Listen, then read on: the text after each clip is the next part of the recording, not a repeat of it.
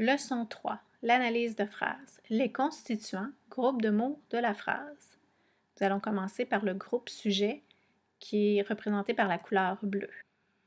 Le groupe sujet indique généralement de qui ou de quoi on parle dans la phrase.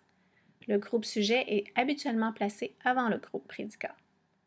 La fonction du groupe sujet est le plus souvent remplie soit par un groupe du nom, soit par un pronom personnel. Voici des exemples. Les pompiers combattent les incendies. La question qu'on se pose est qui combat des incendies? Donc, les pompiers. Les pompiers, c'est notre groupe sujet. Pompier, c'est notre noyau puisque c'est un groupe du nom. Les, c'est un déterminant. Et pompier, c'est un nom commun.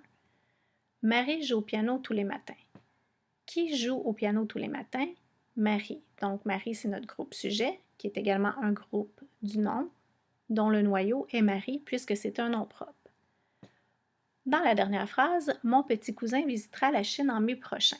Qui visitera la Chine en mai prochain?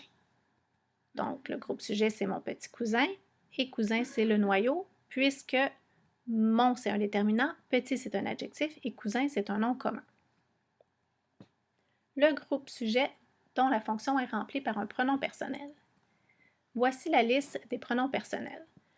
Je, J apostrophe, tu, il, elle, on, nous, vous, il au pluriel, elle au pluriel. Voici des exemples. Il mange ses céréales avec du lait de soya. Qui mange ses céréales avec du lait de soya? Il. Donc, il, c'est notre groupe sujet qui est un pronom personnel. Dans l'autre phrase, tous les étés, je fais de la randonnée.